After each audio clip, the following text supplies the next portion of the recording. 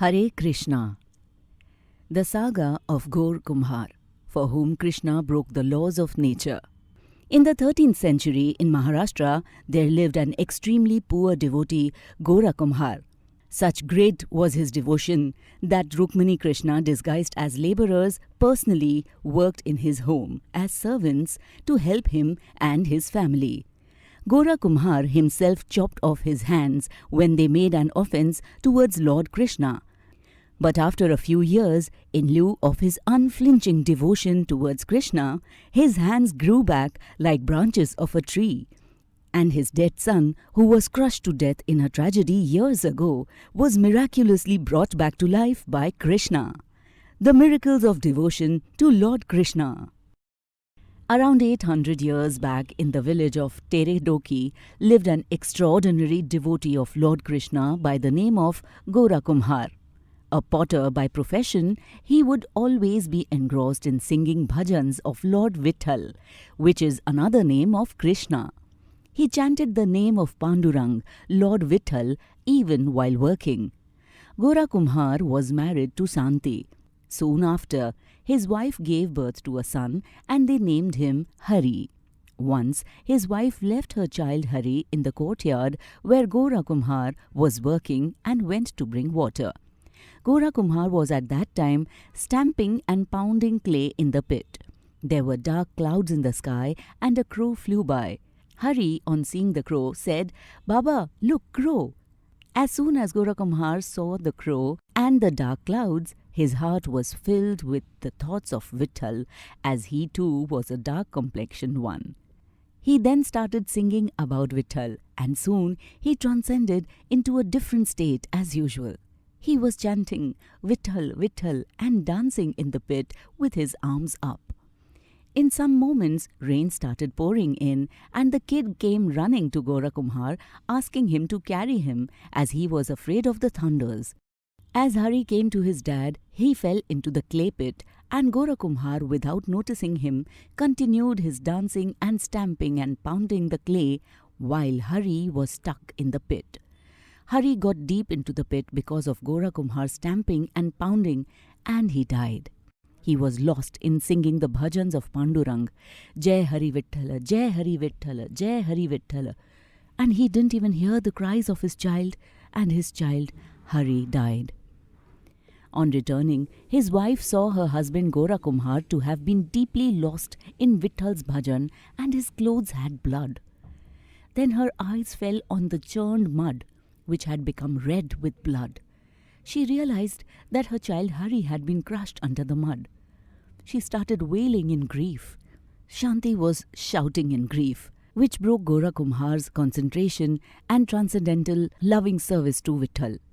He said in anger, "Why did you break my concentration in Vitthal?" As soon as he realized what had happened, he started crying badly.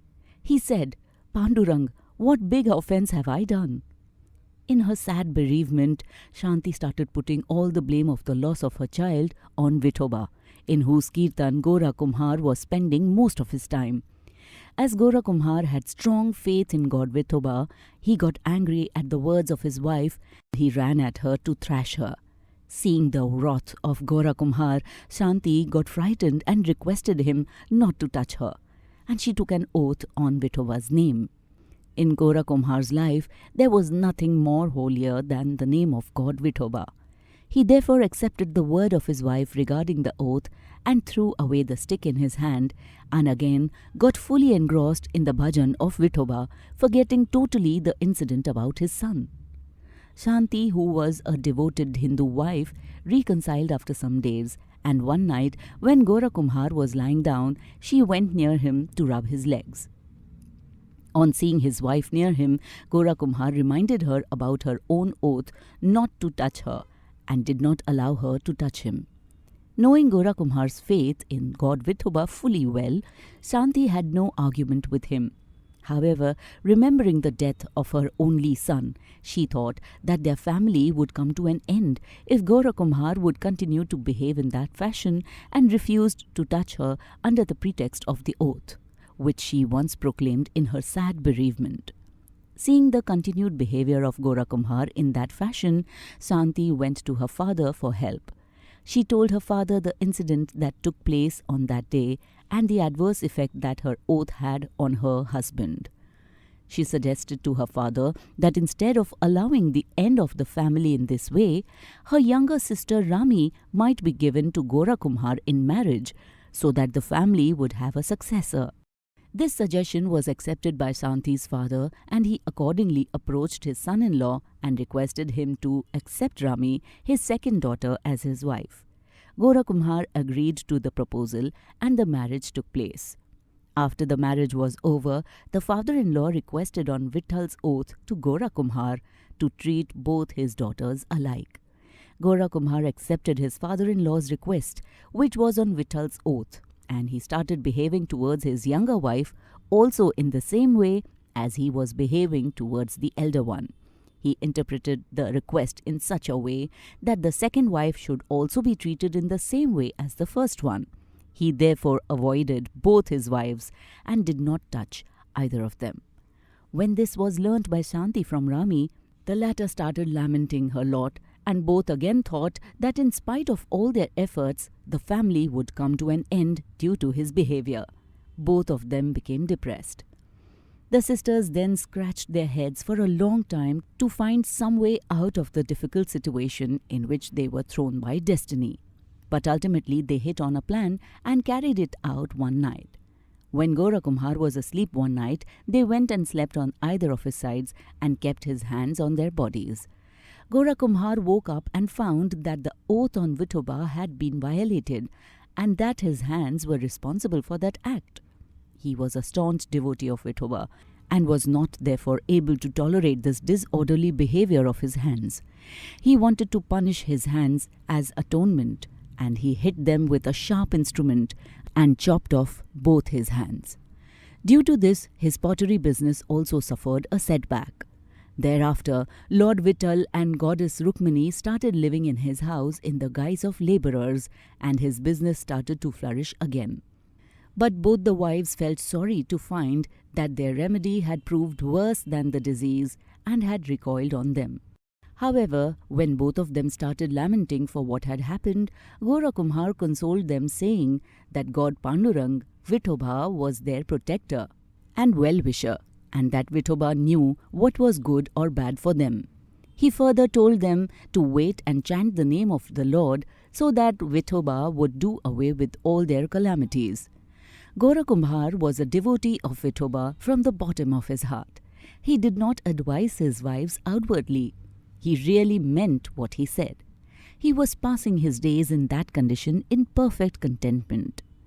After a few days came Ashadhi Ekadashi, which was a unique day for all the devotees of Pandurang belonging to the Varkari sect.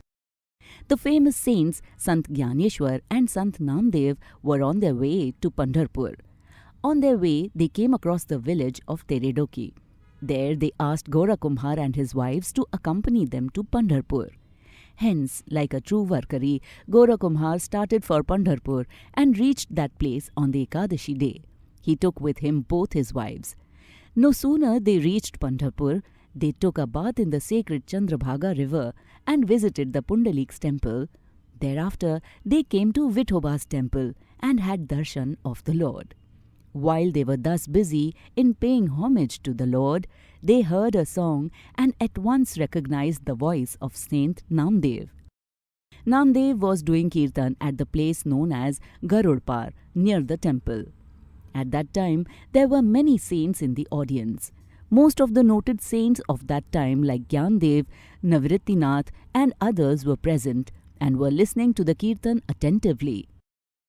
At a certain stage of the kirtan, it was the practice of the Haridas, religious minstrel singing devotional hymn, to request the audience to perform bhajan and keep the rhythm by clapping. Similarly, while the kirtan was in progress, Namdev requested his audience to sing the bhajan and clap. During the kirtan, people raised their hands in the air and started clapping and singing the glory of Lord Vitthal. Even Gora Kumbhar forgot that his hands were chopped off and instinctively moved the stumps of his hands emotionally in the air. And to everyone's surprise, his hands sprung up from his broken arms. When this miracle was observed by the gathering, they were all overwhelmed with joy, and they all gave a loud applause, eulogizing the glory of the Lord. All the saints present at that time were convinced of the true devotion of Gora Kumbhar to Lord Vitthal. Looking at this miracle, Shanti repented for blaming the Lord when she was sorrow-stricken. She then prayed to Lord Vitthal, begged his pardon, and requested him to give her child back to her. And what a wonder! Their child appeared and rushed crawling towards Shanti. The merciful Lord Vitthal had heard the prayers of his devotee. Shanti hurried forward, lifted the child, embraced and kissed it with a lot of emotion. This union of mother and the child was an occasion of joy for everybody present there. On this happy occasion, Rukmini, the consort of Vithoba, reminded Gora Kumbhar of the oath of his wife and said that the oath was now over and that he should accept both his wives and live happily with them. After the above incident, Gora Kumbhar was fully reconciled with his wives. They also understood him in the proper perspective and never interrupted him in his bhajan. On the other hand, they also joined him in the bhajan. This is another example of how, when we simply surrender to Krishna, he personally gives us shelter and takes care of us completely of all our needs, and he never leaves us. All we need is to chant Hare Krishna and surrender to Krishna with firm faith. Hare Krishna.